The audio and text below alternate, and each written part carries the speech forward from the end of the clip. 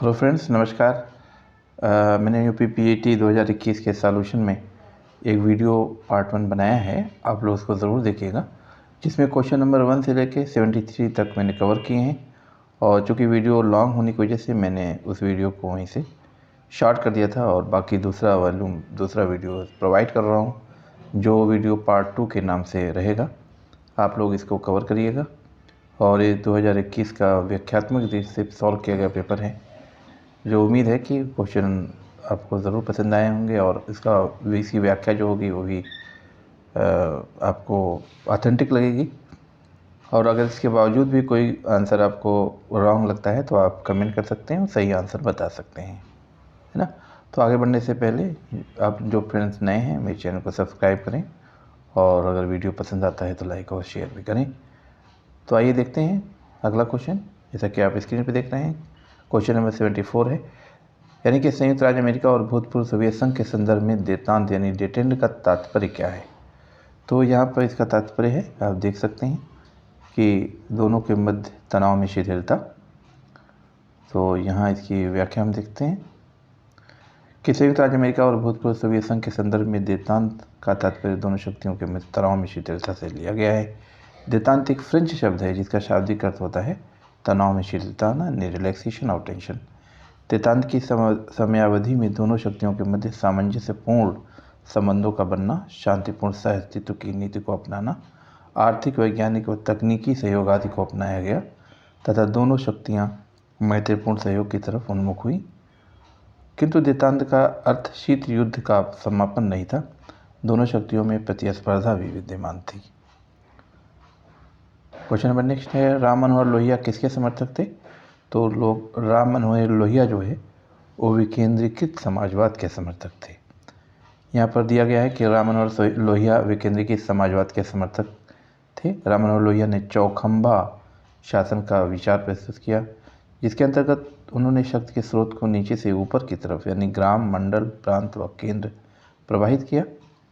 राम मनोहर लोहिया ने समाजवाद की पुष्टि के संदर्भ में सप्त क्रांति का आह्वान किया। राम मनोहर लोहिया ने कांग्रेस सोशलिस्ट यानी 1934 नामक साप्ताहिक पत्र का संपादन किया। वर्ष 1955 में भारतीय समाजवादी दल का निर्माण तथा हिंदी को भारत की राजभाषा बनाने को प्रबल समर्थन दिया। राम मनोहर लोहिया की रचनाओं में aspect of socialist policy, wheel of history, marks, Gandhi and Gandhi खंड सोशलिज्म आदि शामिल हैं। ठीक है, क्वेश्चन नंबर नेक्स्ट देखते हैं। निम्नलिखित में से किस प्रशासकीय अभिकरण के पास कार्य संपादन का एकाधिकार है। तो इसमें आप देख सकते हैं कि सूत्र अभिकरण, स्टाफ अभिकरण, सहायक अभिकरण या उनमें से कोई नहीं। तो दोस्तों इसमें से जो सही आंसर होगा पहला होगा, यानी कि सूत्र अभिकरण। ठीक है, तो इसकी हम व्याख्या देख लेते हैं दोस्तों कि सूत्र अभिकरण के पास कार्य संपादन का एकाधिकार है। सूत्र अभिकरण वास्तविक रूप से नीतियों को लागू करता है, अर्थात संगठन के प्राथमिक कार्य का संपादन सूत्र अभिकरण द्वारा ही किया जाता है। प्रत्येक देश का सरकारी प्रशासन जिन बड़ी बड़ी इकाइयों में विभाजित होता है वह सूत्र अभिकरण कहलाती है। इसका संबंध विशेष रूप से नीति निर्माण से होता है। सूत्र अभिकरण कार्यात्मक है, इसका मुख्य कर्तव्य उद्देश्यों का प्राप्त करना होता है। सूत्र अभिकरण के उदाहरण में अमेरिका का स्वतंत्र नियामक आयोग विभाग, लोक निगम, भारत में आंतरिक सुरक्षा विभाग, रक्षा विभाग, है ना, डाक विभाग, दूरसंचार विभाग, गृह विभाग, परिवार कल्याण विभाग आदि सम्मिलित होता है। क्वेश्चन नंबर नेक्स्ट देखते हैं। न्यायिक पुनरावलोकन की शक्ति प्राप्त है। न्यायिक पुनरावलोकन की शक्ति प्राप्त है संसद को, उच्च न्यायालयों को, सर्वोच्च न्यायालयों को, सर्वोच्च न्यायालय व उच्च न्यायालय दोनों को। तो इसमें जो सही आंसर होगा दोस्तों, ये दोनों को प्राप्त होगा, यानी सर्वोच्च न्यायालय को और हाई कोर्ट यानी उच्च न्यायालय दोनों को प्राप्त होता है। ठीक है, यहाँ पर इसकी व्याख्या देख लेते हैं कि न्यायिक पुनरावलोकन की शक्ति सर्वोच्च न्यायालय अनुच्छेद 32 एवं उच्च न्यायालय अनुच्छेद 226 दोनों को प्राप्त है। और जो अनुच्छेद 32 है और अनुच्छेद 226 दोनों मौलिक अधिकार से संबंधित हैं कि जो सुनवाई है, हाई कोर्ट अगर सुनवाई करता है मौलिक अधिकार की तो अनुच्छेद 226 के अंतर्गत, और सर्वोच्च न्यायालय अगर मौलिक अधिकार के उल्लंघन के बारे में सुनता है तो अनुच्छेद 32 के से संबंधित है। और आगे देखते हैं, न्यायिक प्रावलोकन की जो शक्ति है वो न्यायालय को मौलिक अधिकारों के संरक्षक के रूप में स्थापित की जाती है। भारतीय संविधान में न्यायिक पुनर्वलोकन का समर्थन करने वाले जो अन्य अनुच्छेद हैं वो 372 है, 1, अनुच्छेद 13, अनुच्छेद 251 से 51 और 54, अनुच्छेद 264 3, अनुच्छेद 245, अनुच्छेद 131 से 36, 31 से 136, ठीक है, अनुच्छेद 131 से 136, अनुच्छेद 137, ये सब शामिल है। न्यायिक पुनर्वलोकन से अभिप्राय न्यायालय की उस शक्ति से है जो विधायी अधिनियमों एवं कार्यपालिका के आदेशों की संवैधानिकता की जांच करने से संबंधित है, ठीक है, और यह केंद्र एवं राज्य सरकार दोनों पर लागू होती है। भारतीय संविधान में न्यायिक पुनर्वलोकन के प्रावधान को अमेरिकी संविधान से उपबंधित किया गया है तथा भारत में विधि द्वारा स्थापित प्रक्रिया को अपनाया गया है। और यहाँ पर आयोग ने इस प्रश्न का विकल्प 3 को माना है, जिसका आधार संविधान का अनुच्छेद 137 है जो सर्वोच्च न्यायालय के पुनर्विचार संबंधी क्षेत्राधिकार से संबंधित है, ठीक है। यहाँ पर जो आयोग ने इसका विकल्प माना है वो 3 माना है, यानी सर्वोच्च न्यायालयों को सिर्फ माना है, तो जबकि सर्वोच्च न्यायालय व उच्च न्यायालय दोनों को मानना चाहिए। क्लियर। अब और देखते हैं क्वेश्चन नंबर 78, कानून सामाजिक आचरण का नियमन करने वाले नियमों का समूह है, यह परिभाषा किसने दी है? तो ये परिभाषा जो है डिगवी ने दिया है, ठीक है। तो कानून सामाजिक आचरण का नियमन करने वाले विभागों का समूह है और एक डिगवी का कथन है। क्वेश्चन नंबर 79 देखते हैं दोस्तों। यहाँ पर डिगवी के बारे में और थोड़ा देख लेते हैं कि डिगवी एक फ्रांसीसी बहुलवादी विचारक है। बहुलवादियों का मानना है कि कानून राज्य से स्वतंत्र एवं सर्वोच्च होते हैं, यानी कानून राज्य से स्वतंत्र एवं उच्च होते हैं तथा राज्य कानून यानी विधि को सीमित नहीं कर सकता, जबकि कानून राज्य को सीमित कर सकते हैं। क्वेश्चन नंबर नेक्स्ट है, राजनीति विज्ञान हमें बतलाता है कि पिछले समय में राज्य का क्या क्या रूप रहा है, इस समय इसका क्या स्वरूप है और इसका आदर्श स्वरूप क्या होना चाहिए। यह कथन किसका है? गेटल का, मैकाइवर, सर अर्नेस्ट वेन और सिडविक। तो आप सब स्क्रीन पर देख रहे हैं कि गेटल का है। आइए इसकी व्याख्या देख लेते हैं दोस्तों।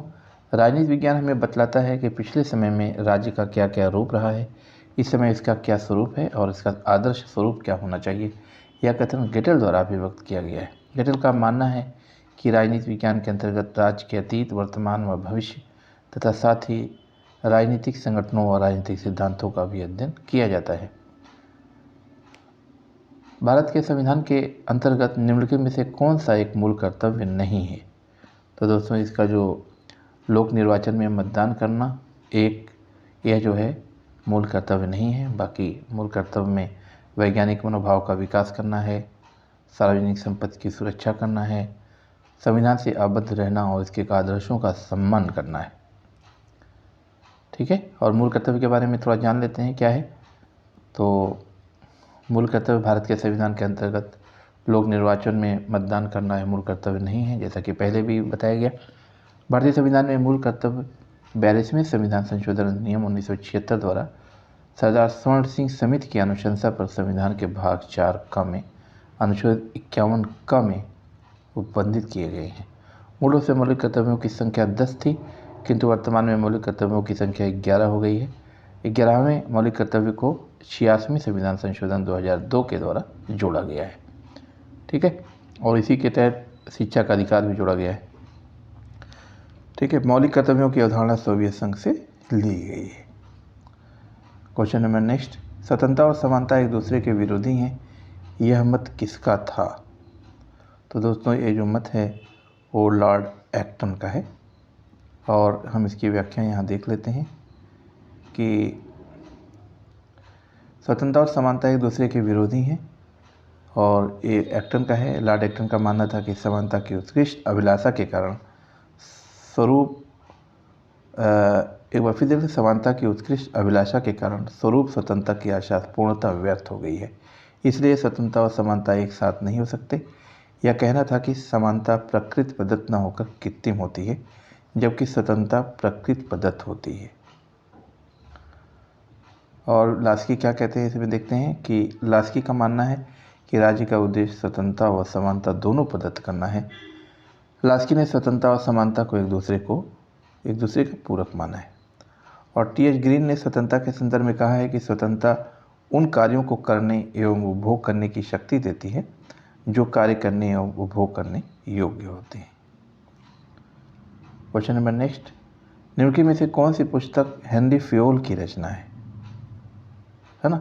तो यहाँ पर आप देख सकते हैं कि जो हेनरी फ्योल की रचना है वो है the theory of social economic organisation. Clear. तो हेनरी फ्योल के बारे में देखते हैं कि हेनरी फ्योल फ्रांस के खनन इंजीनियर तथा प्रबंध सिद्धांतकार थे। इन्होंने व्यवसाय प्रकाशन का सामान्य सिद्धांत विकसित किया, जिसका 20वीं सदी के प्रारंभ में व्यापक प्रभाव था और प्रबंधन के आधुनिक संकल्पना के विकास में सबसे प्रभावी योगदान करने वालों में फ्योल का नाम अग्रणी है। इनके द्वारा रचित कुछ ग्रंथ और हैं, जैसे general and industrial management, the theory of administration of the state, general principle of administration. ठीक है, आगे देखते हैं कि theory of social and economic organization नामक पुस्तक की रचना मैक्स वेबर ने किया था, है ना। Theory of social and economic organization की जो रचना है वो मैक्स वेबर ने किया था। जैसे कि आप क्वेश्चन में देख रहे हैं कि निम्नलिखित में से कौन सी पुस्तक हेनरी फ्योल की रचना नहीं है, तो ये जो आंसर होगा इसका कि ये जो है ये मैक्स वेबर की रचना है और बाकी ये हेनरी फ्योल की रचना है। ठीक है, आगे देखते हैं निम्नलिखित में से कौन सा युग सुमेलित नहीं है। तो यहाँ पर जो सुमेलित नहीं है वो है Joseph Stalin veg labour and capital, और बाकी सब सम्मिलित है। कार्ल मार्क्स की जो रचना है the poverty of philosophy, V I Lenin की रचना है state and revolution, Friedrich Engels की रचना है origin of family, private property and the state, और जोसेफ स्टालिन की जो रचना यहाँ लिखी है वो गलत लिखी है। इसके बारे में और क्लियर देख लेते हैं कि wage labour and capital Karl Marx द्वारा 1947 में लिखा गया निबंध है, जिसे पहली बार अप्रैल 1949 ईस्वी में न्यूरेशिया जितुंग में प्रकाशित किया गया था। इसे व्यापक रूप से मार्क्स के प्रभावशाली ग्रंथ दास कैपिटल का अग्रदूत माना जाता है। इसके अतिरिक्त अन्य विकल्प 1, 2 एवं 4 सही सुमेलित हैं। क्वेश्चन नंबर नेक्स्ट देखते हैं दोस्तों।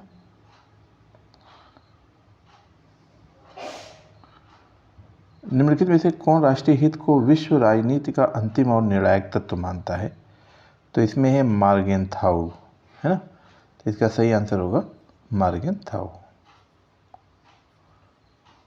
ठीक है, इसको देख लेते हैं कि मार्गेनथाउ एक राजनीतिक विचारक थे जिनका जन्म 1904 ईस्वी में जर्मनी में हुआ था। मार्गेनथाउ वह पहले विचारक थे जिन्होंने यथार्थवाद को वैज्ञानिक रूप दिया, लेकिन वर्ष 1930 के दशक में जर्मनी के हिटलर के आने से नाजीवाद का उदय हुआ तो मार्गेनथाउ जर्मनी से भागकर अमेरिका में शरणार्थी के रूप में रहने लगे। मार्गेनथाउ के अनुसार किसी भी देश के लिए, है ना, किसी भी देश के लिए राष्ट्रीय हित सर्वोच्च होता है। मार्गेनथाउ राष्ट्रीय हित को विश्व राजनीति का अंतिम और निर्णायक तत्व मानता है। मार्गेनथाउ द्वारा रचित कुछ पुस्तकें निम्न हैं, जैसे politics among nation, in defence of national इत्यादि। तो याद रखिए कि यहाँ देश लिखा हुआ तो देश होना चाहिए। ठीक, क्वेश्चन नंबर नेक्स्ट, भारत के सर्वोच्च विधि अधिकारी निम्न में से किसे माना जाता है। तो यहाँ पर जो विधि अधिकारी होता है वो भारत का अटॉर्नी जनरल होता है, महान्यायवादी जिसे कहते हैं। तो इसके बारे में देख लेते हैं कि भारत के महान्यायवादी जो अनुच्छेद 76 में नियुक्ति भारत के राष्ट्रपति द्वारा की जाती है। जो व्यक्ति सर्वोच्च न्यायालय के न्यायाधीश बनने की योग्यता रखता है, सिर्फ योग्यता रखता है जबकि न्यायाधीश नहीं होता, लेकिन वो योग्यता वही होनी चाहिए जो सर्वोच्च न्यायालय के न्यायाधीश की होती है। तो ऐसे किसी व्यक्ति को राष्ट्रपति महान्यायवादी के पद पर नियुक्त कर सकते हैं। भारत के महान्यायवादी देश का सर्वोच्च कानून अधिकारी होता है। वह सभी कानूनी मामलों में सरकार की सहायता के लिए जिम्मेदार होता है। महान्यायवादी को संसद की कार्रवाई में भाग लेने का अधिकार है, हालांकि उनके पास मतदान का अधिकार नहीं होता। बहुत इंपॉर्टेंट है, मतदान का अधिकार, वोट देने का राइट नहीं होता। ठीक है। क्वेश्चन नंबर नेक्स्ट है कि निम्नलिखित में से कौन गांधी दर्शन से संबंधित है? न्यासिता, नई तालीम, हिजरत, सर्वोदय। तो दोस्तों ये सभी जो है गांधी दर्शन से संबंधित हैं। यहाँ इसकी हम व्याख्या देख लेते हैं कि गांधीवादी दर्शन न केवल राजनीतिक, नैतिक और धार्मिक बल्कि पारंपरिक और आधुनिक तथा सरल एवं जटिल भी है। यह कई पश्चिमी प्रभावों का प्रतीक है जिनको गांधी ने उजागर किया था, लेकिन यह प्राचीन भारतीय संस्कृति में निहित है तथा सार्वभौमिक, नैतिक और धार्मिक सिद्धांत का पालन करता है।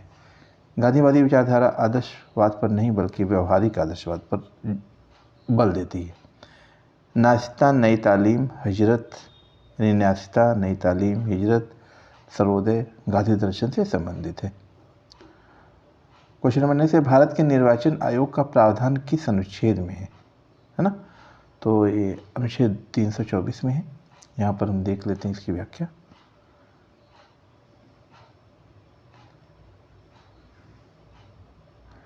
कि भारत में शासन की लोकतांत्रिक प्रणाली अपनाई गई है। निर्वाचन आयोग का आधार है, जो कि भारतीय संविधान में लोकसभा तथा राज्यों की विधानसभाओं का निर्वाचन वयस्क मताधिकार के आधार पर कराए जाने का प्रावधान है। भारतीय संविधान के 324 के तहत निर्वाचन आयोग के बारे में उपबंध किया गया है। भारत का निर्वाचन आयोग एक अस्थायी संवैधानिक निकाय है। इसकी स्थापना 25 जनवरी 1950 को की गई थी। ठीक है, तो इस तरीके से ये इम्पोर्टेंट हो जाता है। आगे है, निम्न में से किस लेख का अर्थ होता है हम हुक्म देते हैं, है ना? तो ये परमादेश है। परमादेश का मतलब हम हुक्म देते हैं। तो भारतीय संविधान के अनुच्छेद 32(2) में उच्चतम न्यायालय को यह अधिकार प्रदान किया गया है, जिसके अनुसार वह मूल अधिकारों को प्रवर्तित कराने के लिए आदेश, निर्देश या रिट जारी का प्रावधान कर सकता है। मूल अधिकारों को प्रवर्तित कराने हेतु उच्चतम न्यायालय को 5 प्रकार के रिट जारी करने की शक्ति है, जैसे बंदी प्रत्यक्षीकरण, परमादेश, प्रतिषेध, उत्प्रेषण और अधिकार परीक्षा। तो ये 5 प्रकार की रिट है। यहाँ पर इसका थोड़ा अर्थ देख लेते हैं कि जो परमादेश है, मैंडेमस बोलते हैं, इसका अर्थ होता है कि हम आदेश देते हैं, यानी हुक्म देते हैं। इसके तहत न्यायालय द्वारा किसी व्यक्ति, लोक प्राधिकारी, संविधिक या लोक कर्तव्यों को करने या अवैध रूप से न करने का आदेश दिया जाता है। क्वेश्चन नंबर नेक्स्ट है, लेसेस फेयर। जो लेसेस फेयर है, इसका सिद्धांत किससे प्रभावित था? तो ये स्वतंत्रता के नकारात्मक विचार से प्रभावित था, है ना? स्वतंत्रता के नकारात्मक विचार से, यानी इस पर कोई स्वतंत्रता रुकावट नहीं डाल सकता, यानी राज्य जो है स्वतंत्रता में कोई बाधक नहीं बन सकता है। तो इसको नकारात्मक विचार से संबंधित है। जैसे लेसेस फेयर एक फ्रेंच शब्द है जिसका अर्थ है अबंध या हस्तक्षेप नीति होता है। तो 18वीं शताब्दी के फ्रांस में फिजियोक्रेट्स ने लेसेस फेयर या हस्तक्षेप की घोषणा की। इसे अपने आर्थिक सिद्धांतों के मूल रूप में रखा। एडम स्मिथ ने शुरू होने वाले प्रसिद्ध अर्थशास्त्री ने इस विचार को विकसित किया। लेसेस फेयर का सिद्धांत स्वतंत्रता के नकारात्मक विचार से प्रभावित है। ठीक है, तो ये हस्तक्षेप की नीति, अहस्तक्षेप की नीति से संबंधित है। क्वेश्चन नंबर नेक्स्ट है कि भारत ने एक अमेरिकी विशेषज्ञ फ्रैंक क्रॉच को किस वर्ष यह जांचने के लिए आमंत्रित किया कि निष्पादक बजट भारत में अपनाया जा सकता है या नहीं अपनाया जा सकता? तो ये था 1964 ईस्वी में, यानी 1964 ईस्वी में अमेरिकी विशेषज्ञ फ्रैंक क्रॉच को यह जांचने के लिए आमंत्रित किया गया कि निष्पादक बजट भारत में अपनाया जा सकता है या नहीं। तो निष्पादक बजटिंग का तात्पर्य जो है ऐसी बजट प्रक्रिया से है जिसके अंतर्गत बजट में शामिल कार्यक्रमों तथा योजनाओं का क्रियान्वयन इस प्रकार से किया जाए ताकि अपेक्षित तथा वास्तविक निष्पादन के मध्य कम से कम अंतर हो तथा परियोजनाओं का इष्टतम स्तर पर उपयोग हो सके।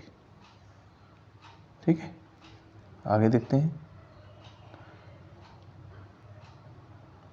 निम्नलिखित में से कौन निश्चित भूभाग को राज्य का एक आवश्यक तत्व नहीं मानता? तो इसमें जो आवश्यक तत्व नहीं मानता है वो है गिलक्राइस्ट, है ना? तो सर जॉन सीले एक अंग्रेज उदारवादी इतिहासकार और राजनीतिक निबंधकार थे। वो अपनी पुस्तक द एक्सपेंशन ऑफ इंग्लैंड के लिए सबसे ज़्यादा जाने जाते हैं। सर जॉन सीले एक निश्चित भूभाग को राज्य का आवश्यक तत्व नहीं मानते। तो दोस्तों ये मैंने गलत बताया है, गिलक्राइस्ट नहीं है बल्कि सीले हैं। ठीक है, तो इस तरीके से इसका आंसर होगा सीले, यानी जो सीले हैं वो भूभाग को राज्य का आवश्यक तत्व नहीं मानते हैं। बाकी गिलक्राइस्ट, गार्डनर, गेटल ये सब आवश्यक तत्व मानते हैं। ये गलती हो गई इसके लिए। किस वर्ष भारत और पाकिस्तान संघाई सहयोग संगठन के पूर्ण सदस्य बने? तो इसका सही आंसर होगा 2017 में। तो संघाई सहयोग संगठन के बारे में जान लेते हैं कि भारत और पाकिस्तान संघाई सहयोग संगठन का पूर्ण सदस्य 2017 में बने। संघाई सहयोग संगठन एक अस्थायी अंतर सरकारी अंतर्राष्ट्रीय संगठन है या यूरेशियन राजनीतिक, आर्थिक और सुरक्षा संगठन है। इसका उद्देश्य संबंधित क्षेत्र में शांति, सुरक्षा व स्थिरता बनाए रखना है ना। इसकी स्थापना 15 जून 2001 को हुई थी। 15 जून 2001 को संघाई में हुई थी। रूसी और चीनी एससीओ की आधिकारिक भाषा है। वर्तमान में इसके सदस्य देशों में कजाकिस्तान, चीन, किर्गिस्तान शामिल हैं। अफगानिस्तान, बेलारूस, ईरान और मंगोलिया संघाई सहयोग संगठन के पर्यवेक्षक देश हैं। अजरबैजान, आर्मेनिया, कंबोडिया, नेपाल, तुर्की, श्रीलंका इस संगठन के वार्ता साझेदार देश हैं। ठीक है, अगला क्वेश्चन, निम्न में से कौन सा जोड़ा गलत है? तो यहाँ पर जो जोड़ा गलत होगा वो है रेलवे स्टाफ कॉलेज और बाकी सब सही है। जैसे लाल बहादुर शास्त्री राष्ट्रीय प्रशिक्षण संस्थान मसूरी में है, एडमिनिस्ट्रेटिव स्टाफ कॉलेज हैदराबाद में है, सचिवालय प्रशिक्षण एवं प्रबंधन संस्थान नई दिल्ली में है, और जो गलत है वो है रेलवे स्टाफ कॉलेज अहमदाबाद। बल्कि रेलवे स्टाफ कॉलेज जो है बड़ोदरा में स्थित है। तो इसका सही आंसर होगा तीसरा। क्वेश्चन नंबर नेक्स्ट, मौलिक अधिकारों के कार्यवाहन को निलंबित करने का अधिकार किसको है? तो सर राष्ट्रपति को है ना। तो यहाँ पर होगा राष्ट्रपति। जैसे भारत का मूल संविधान कुल 7 मौलिक अपने नागरिकों को प्रदान करता है, और किंतु 44वें संविधान संशोधन मौलिक 1978 द्वारा संपत्ति के मूल अधिकार को समाप्त कर दिया। यानी कि 44वें संविधान संशोधन अधिनियम 1978 द्वारा संपत्ति के मूल अधिकार को समाप्त कर दिया। तो 7 मौलिक अधिकार पहले दिए गए थे, तो अब 6 ही बचे हैं।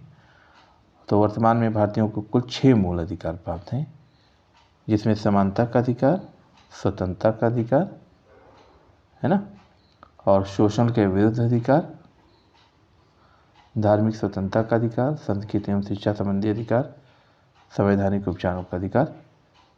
तो संविधान द्वारा मौलिक अधिकारों लागू करने की शक्ति सर्वोच्च एवं उच्च न्यायालयों को दी गई है। मौलिक अधिकारों के कार्यवाहन को निलंबित करने का अधिकार राष्ट्रपति को है। क्वेश्चन नंबर नेक्स्ट है, अभिप्रेरणा के द्विघटक विचारधारा की वकालत किसने की थी? तो इसमें हर्ज़बर्ग ने किया था। तो हर्ज़बर्ग से संबंधित और व्याख्या में है कि फ्रेडरिक हर्ज़बर्ग एक अमेरिकी मनोवैज्ञानिक थे, जिन्हें व्यवसाय, प्रबंधन और प्रशासन के क्षेत्र में सबसे सम्मानित लोगों में से एक माना जाता है। इन्हें अभिप्रेरणा द्विघटक विचारधारा का समर्थन किया है इन्होंने, और इन्हें दोहरी कारक सिद्धांत और नौकरी संवर्धन के कार्यान्वयन के लिए भी जाना जाता है। क्वेश्चन नंबर नेक्स्ट मिलान से संबंधित है। तो यहाँ पर एक तरफ है एडमंड बर्ग, दूसरा है रॉबर्ट नोजिक, तीसरा है जेरेमी बेंथम, और चौथा है अल्सदायर मैकिन्टायर। ठीक है, तो यहाँ पर एडमंड बर्ग जो है यहाँ पर होगा रूढ़िवादी से, है ना। ये बर्ग जो है ये रूढ़िवादी विचारक माने जाते हैं, और रॉबर्ट नाजिक जो है ये इच्छा स्वतंत्रवाद से संबंधित हैं, और बेंथम उपयोगितावाद से हैं, और अल्सदायर मैकिन्टायर समुदायवाद से। ठीक, तो इस तरीके से जो इसका सही आंसर होगा चौथा। यहाँ मिला हुआ है ना, बर्ग रूढ़िवाद, नाजिक बेंथम और समुदायवाद यानी मैकिन्टायर। तो नेक्स्ट क्वेश्चन, कापलान के अनुसार शक्ति संतुलन व्यवस्था की सर्वाधिक संभावित परिणति होगी। इसमें संभावित परिणति क्या होगी? तो यहाँ पर सही आंसर हो सकता है द्विध्रुवी व्यवस्था। ठीक है, द्विध्रुवी व्यवस्था। ये द्विध्रुवी व्यवस्था कापलान के अनुसार कैसे हो सकती है, यहाँ हम इसकी व्याख्या देख सकते हैं दोस्तों कि शक्ति संतुलन का सिद्धांत यह मानता है कि कोई राष्ट्र तथा अधिक सुरक्षित होता है, मानता है कि कोई राष्ट्र तब अधिक सुरक्षित होता है जब सैनिक क्षमता इस प्रकार बटी हो कि कोई अकेला राज्य इतना शक्तिशाली न हो कि वह अकेले अन्य राज्यों को दबा सके। तो कापलान के अनुसार शक्ति संतुलन व्यवस्था की सर्वाधिक संभावित परिणति द्विध्रुवी व्यवस्था होगी। अगला क्वेश्चन है कि रिपब्लिक राजनीति पर लिखा गया ग्रंथ होने के बजाय शिक्षा शास्त्र पर लिखा गया समस्त युगों का सर्वोत्तम ग्रंथ है। तो ये जो है रूसो की रचना है और इससे संबंधित एक व्याख्या है कि रिपब्लिक प्लेटो द्वारा 380 ईसा पूर्व के आसपास रचित ग्रंथ है, जिसमें सुकरात की वर्णित वार्ताएं वर्णित हैं। इन वार्ताओं में न्याय, नगर तथा न्यायप्रिय मानव की चर्चा है। यह प्लेटो की सर्वश्रेष्ठ रचना मानी जाती है। रिपब्लिक के विषय में रूसो ने कहा कि रिपब्लिक राजनीति पर लिखा गया ग्रंथ होने के बजाय शिक्षा शास्त्र पर लिखा गया समस्त युगों का सर्वोत्तम ग्रंथ है। क्वेश्चन नंबर नेक्स्ट है कि जब वार्षिक केंद्रीय बजट लोकसभा के द्वारा पारित नहीं होता तो प्रधानमंत्री अपनी मंत्रिपरिषद का त्यागपत्र प्रस्तुत करता है। ठीक है, तो यहाँ पर इसकी व्याख्या दिया हुआ है कि भारतीय संविधान के अनुच्छेद 112 में वार्षिक वित्तीय विवरण बजट का प्रावधान है। इसके तहत राष्ट्रपति का यह कर्तव्य है कि वह प्रत्येक वित्तीय वर्ष 1 अप्रैल से 31 मार्च के लिए संसद के दोनों सदनों के समक्ष भारत सरकार के उस वर्ष के लिए अनुमानित आय और व्यय का विवरण संसद के पटल पर रखवाए।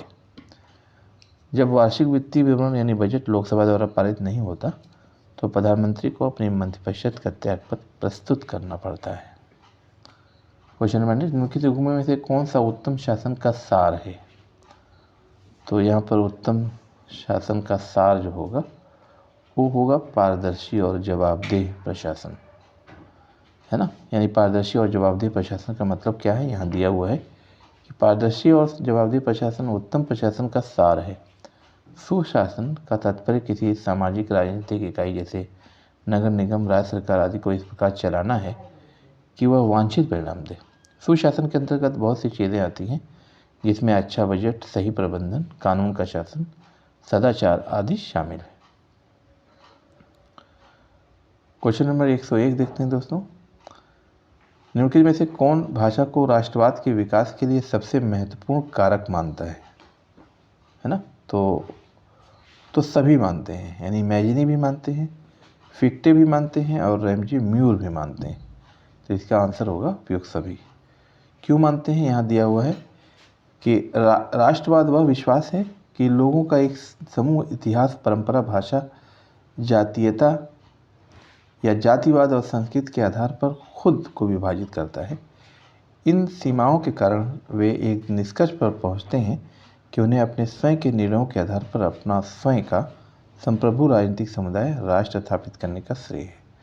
मैजिनी, फिक्टे और रैमजी म्यूर ने भाषा को राष्ट्रवाद के विकास के लिए सबसे महत्वपूर्ण कारक माना। Question number next. निम्नलिखित में युगों में से कौन सा युग्म सुमेलित नहीं है? तो यहाँ पर जो सुमेलित नहीं होगा नव मानववाद, यानी अरविंद घोष। ये नव मानववाद से संबंध नहीं, बल्कि जो सुमेलित हैं वो सत्य की संप्रभुता M.K. गांधी, सर्वहारा की तानाशाही V.I. लेनिन, नव प्रजातंत्र माओ से तुंग। और क्यों नहीं यहाँ पर मैच नहीं है, यहाँ पर दिया हुआ है कि जो नव मानववाद है वो मानवेंद्र नाथ राय से संबंधित है। ठीक है, और बाकी तो को बताया ही मैं। क्वेश्चन नंबर नेक्स्ट है, किस देश की संसद को संसदों की जननी कहा जाता है? तो ये ब्रिटेन की संसद को संसदों की जननी कहा जाता है कि ब्रिटिश संसद एवं संसदीय प्रणाली को विश्व में संसदीय लोकतंत्र एवं संसद की जननी माना जाता है। सदियों से चली आ रही नियमों, विधियों, संविधियों और समितियों से निर्मित हुई इस प्रणाली ने विश्व के अनेक संसदीय लोकतांत्रिक देशों की विधायी व्यवस्था के लिए प्रेरणा रहा है। क्वेश्चन नंबर नेक्स्ट, नेतृत्व के गुणमूलक दृष्टिकोण के प्रणेता हैं। तो यहाँ पर हैं चेस्टर बर्नार्ड। ठीक है, ये है चेस्टर बर्नार्ड। तो चेस्टर बर्नार्ड जो है एक अमेरिका के एक व्यवसाय एग्जीक्यूटिव, लोक प्रशासक तथा प्रबंधन के सिद्धांत एवं संगठन अध्ययन के क्षेत्र में उच्च श्रेणी का लेखन करने वाले विद्वान थे। इन्हें नेतृत्व के गुणमूलक दृष्टिकोण का प्रणेता माना जाता है।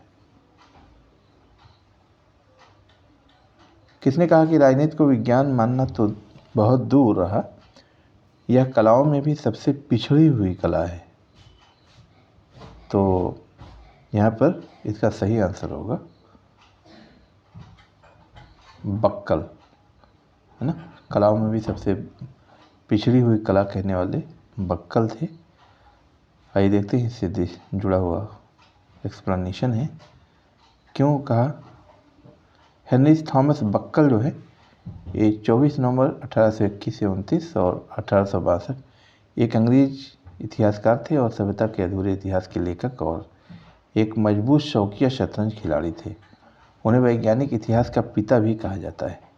तो राजनीति को विज्ञान मानना तो बहुत दूर रहा, यह कलाओं में भी सबसे पिछड़ी हुई कला है। यह कथन हेनरी थॉमस बक्कल का है। ठीक है, अगला, भारत के संविधान में समानता का अधिकार 5 अनुच्छेदों द्वारा प्रदान किया गया है। तो ये 5 अनुच्छेद जो है 14 से 18 है ना। भाग 3 अनुच्छेद 14 से 18 समता का अधिकार प्रदान करता है और अनुच्छेद 14 समता के अधिकार का मूल सिद्धांत प्रतिपादित करता है। अनुच्छेद 15 से 18 समता के अधिकार के मूल सिद्धांत के विशेष उदाहरण है।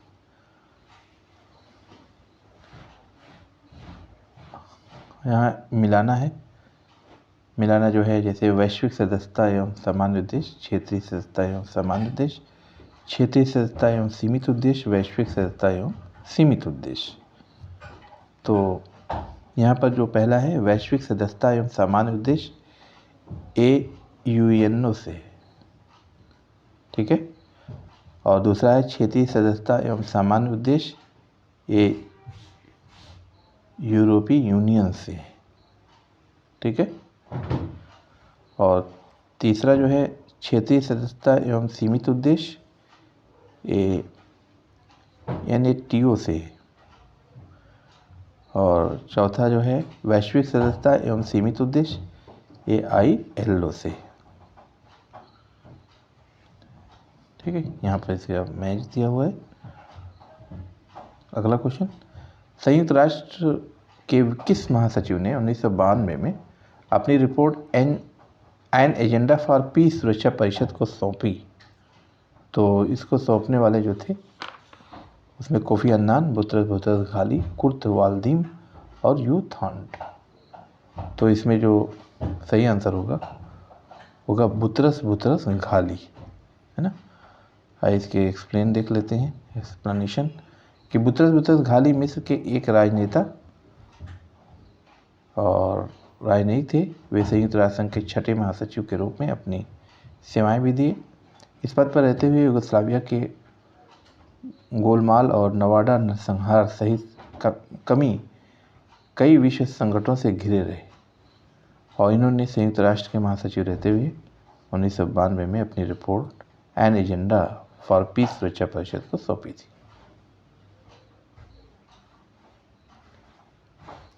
यहाँ पर कई होगा, है ना। तो क्वेश्चन नंबर नेक्स्ट है, निम्नलिखित में से किसे अंतर्राष्ट्रीय कानून का जन्मदाता माना जाता है? तो अंतर्राष्ट्रीय कानून का जो जन्मदाता है वो ह्यूगो ग्रोशस है, यानी अंतर्राष्ट्रीय संप्रभुता के जनक भी माने जाते हैं ह्यूगो ग्रोशस। यहाँ पर दिया हुआ है कि अंतर्राष्ट्रीय कानून से आशय उन नियमों से है जो स्वतंत्र देशों के बीच परस्पर संबंधों के निपटारे के लिए लागू होते हैं। अंतर्राष्ट्रीय विधि किसी देश के अपने कानून से इस अर्थ में भिन्न है कि अंतर्राष्ट्रीय विधि 2 देशों के संबंधों के लिए लागू होता है, न कि 2 या 2 से अधिक नागरिकों के बीच। अंतर्राष्ट्रीय कानून के जन्मदाता डच विचारक ह्यूगो ग्रोशस को माना जाता है। क्वेश्चन नंबर नेक्स्ट है कि राजनीति विज्ञान समाज विज्ञानों का वह भाग है जिसका संबंध राज्य के आधार और सरकार के सिद्धांतों से होता है। यह वक्तव्य किसका है? तो पॉल जेनेट का है। पॉल जेनेट एक फ्रांसीसी दार्शनिक और लेखक थे। राजनीति विज्ञान समाज विज्ञानों का वह भाग है जिसका संबंध राज्य के आधार और सरकार के सिद्धांतों से होता है। यह पॉल जेनेट का वक्तव्य है। क्वेश्चन नंबर नेक्स्ट है कि किसके अनुसार राज्य जीवन की मूलभूत आवश्यकताओं के निमित्त अस्तित्व में आता है और श्रेष्ठ जीवन के लिए अस्तित्व में बना रहता है? तो ये है अरस्तू का कथन। और एक राज्यपाल एक अध्यादेश जारी कर सकता है जब भी वह चाहे। दूसरा है जब भी मुख्यमंत्री ऐसा करने की सलाह दे। और जब कभी भी राज्य विधानमंडल का सत्र जारी न हो और राज्यपाल संतुष्ट हो कि तुरंत कार्य करने की आवश्यकता है। तो यही आंसर सही होगा, है ना। राज्य विधानमंडल का सत्र जारी न हो और राज्यपाल संतुष्ट हो कि तुरंत कार्य करने की आवश्यकता है तो राज्यपाल अध्यादेश जारी कर सकता है।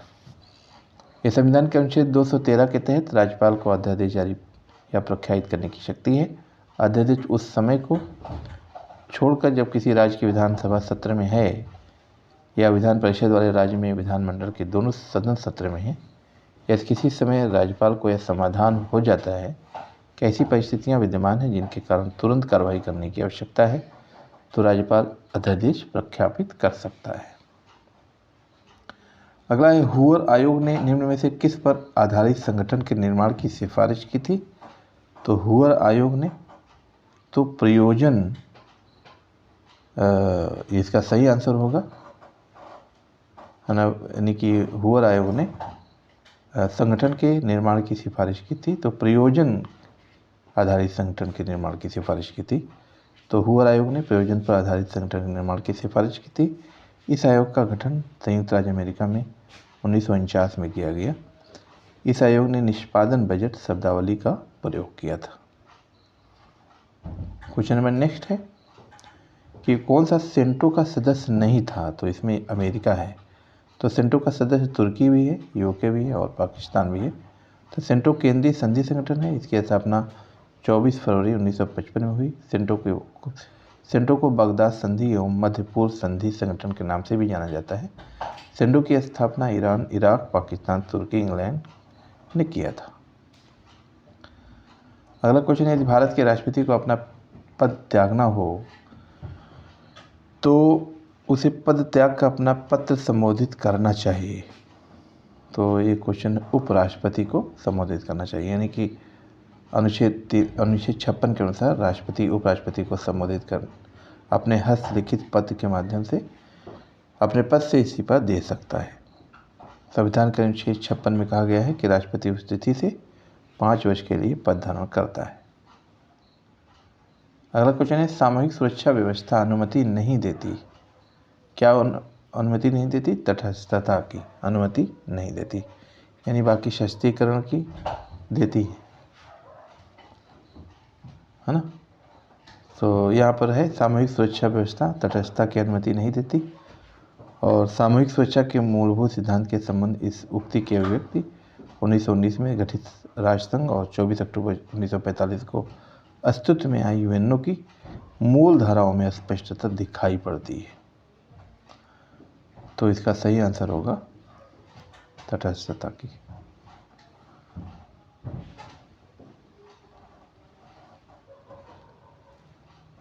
अगला क्वेश्चन सामूहिक सुरक्षा के सिद्धांत ने राष्ट्रसंघ के रूप में प्रथमतः संगठनात्मक आधार पर धारण किया। और किसने कहा कि ईश्वर जिसने हमें जीवन दिया उसी के साथ हमें स्वतंत्रता भी दी? तो ये तो बहुत पॉपुलर कथन जेफरसन का है। और ईश्वर जिसने हमें जीवन दिया उसी के साथ हमें स्वतंत्रता भी दी। तो ये तीसरे राष्ट्रपति थॉमस अमेरिका के जेफरसन हैं और इन्होंने अमेरिकी स्वतंत्रता की घोषणा में ये बात कहा। और जेफरसन का मानना था कि वह स्थान सबसे सुरक्षित होता है जहाँ सभी पढ़ने योग्य होते हैं और तथा प्रेस की स्वतंत्रता विद्यमान होती है। अगला क्वेश्चन, एक वित्त विधेयक किसकी सिफारिश के बिना लोकसभा में प्रस्तुत नहीं किया जा सकता? तो ये है राज्यपाल माना जाएगा। विधानसभा की बात आई है तो राज्यपाल, और अगर संसद की बात आती तो लोकसभा के स्पीकर की बात आती है ना, तो स्पीकर की बात होती। यहाँ पर थोड़ा सा व्याख्या देख लेते हैं। वित्त विधेयक राज्यपाल की सिफारिश के बिना विधानसभा में प्रस्तुत नहीं किया जा सकता। अनुदान की किसी भी मांग को विधानमंडल के सम्मुख रखने के लिए राज्यपाल की संस्तुति आवश्यक है। भारतीय संविधान का भाग जो 6 है वो राज्य शासन संबंधी प्रावधान से संबंधित है। राज्यपाल की नियुक्ति राष्ट्रपति द्वारा की जाती है, किंतु वह राष्ट्रपति के पर्यंत तक अपने पद पर आसीन रहता है। भारतीय संविधान में राज्यपाल को उसके पद से हटाने का संबंधी प्रक्रिया का उल्लेख नहीं दिया गया है, यानी उल्लेख नहीं किया गया है, बल्कि वो राष्ट्रपति के पर्यंत पद पर बना रहता है। राज्यपाल राज्य का संवैधानिक प्रधान अथवा मुखिया होता है। राज्य कार्यपालिका के समस्त कार्य राज्यपाल के नाम पर किए जाते हैं। अगला क्वेश्चन है, निम्नलिखित में से संयुक्त राष्ट्र संघ का कौन सा अंग अंतर्राष्ट्रीय शांति एवं सुरक्षा के लिए जिम्मेदार है? शांति एवं सुरक्षा के लिए जिम्मेदार है तो यह है सुरक्षा परिषद, सिक्योरिटी काउंसिल। ठीक है, यहाँ पर हम इसकी व्याख्या देख लेते हैं दोस्तों कि संयुक्त राष्ट्र का जो इम्पोर्टेंट पार्ट है वो सुरक्षा परिषद है, और वो अंतर्राष्ट्रीय शांति एवं सुरक्षा के लिए उत्तरदायी होता है। और सुरक्षा परिषद के कुल सदस्यों की संख्या 15 होती है, और जिसमें से 5 सदस्य स्थायी होते हैं, और जिसमें अस्थायी सदस्यों में ब्रिटेन है, फ्रांस, अमेरिका, रूस और चीन है। अस्थायी सदस्यों के पास वीटो पावर है तथा अस्थायी सदस्यों की संख्या 10 होती है, और जो क्षेत्रीय आधार पर 2 वर्षों के लिए चुने जाते हैं। तो संयुक्त राष्ट्र संघ की स्थापना 24 अक्टूबर 1945 को हुई थी।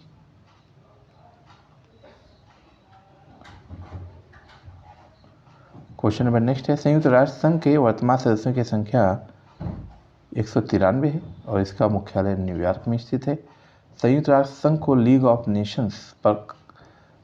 नेशंस का परवर्ती रूप माना जाता है, यानी लीग ऑफ नेशंस के बाद स्थापित किया गया।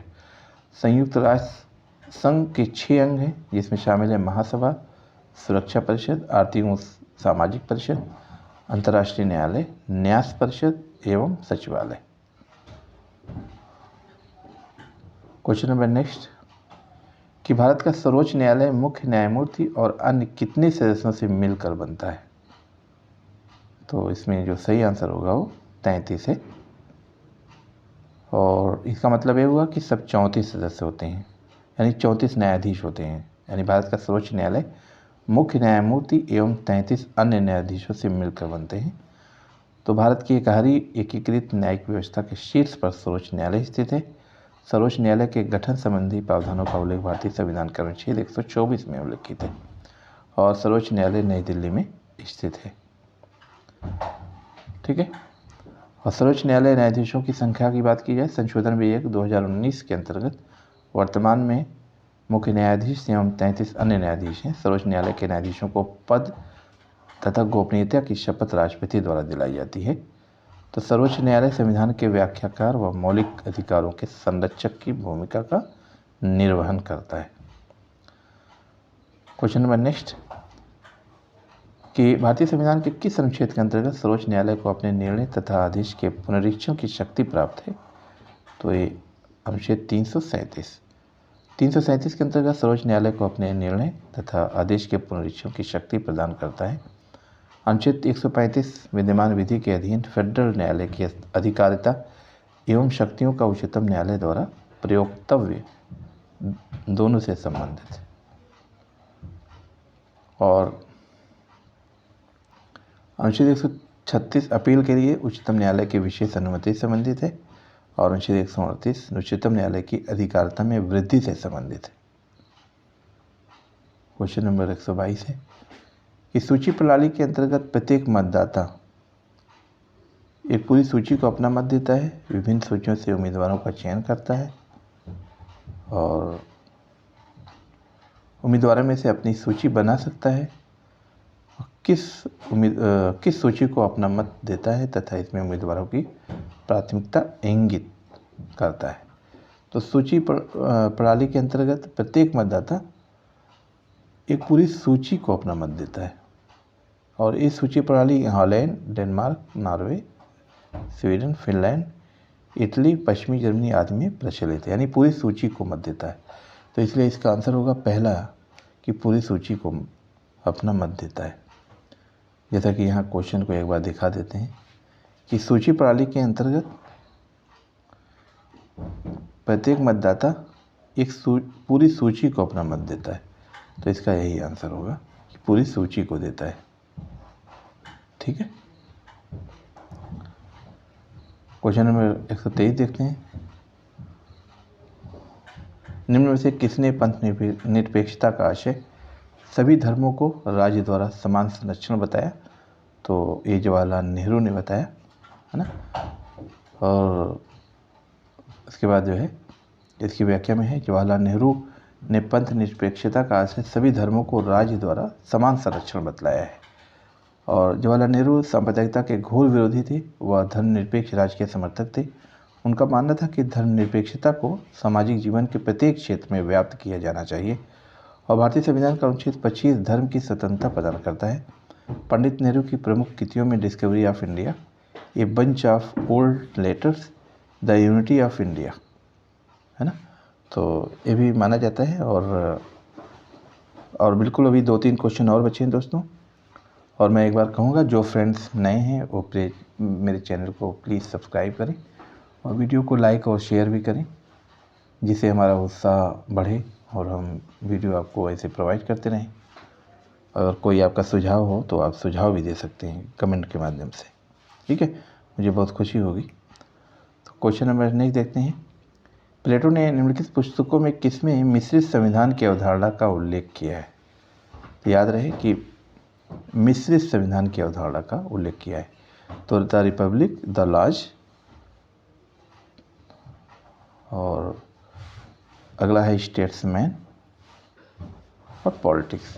तो दोस्तों जो रिपब्लिक, वो जो प्लेटो की रचना है वो लॉज है ना। वो दूसरा जो ऑप्शन था लॉज, मैं आपको यहाँ दिखा देता हूँ, ये लॉज है ना। तो इसी पुस्तक में जो है मिश्रित संविधान की अवधारणा का उल्लेख प्लेटो ने किया है। प्लेटो ने लॉज में जो है मिश्रित संविधान की बात की है।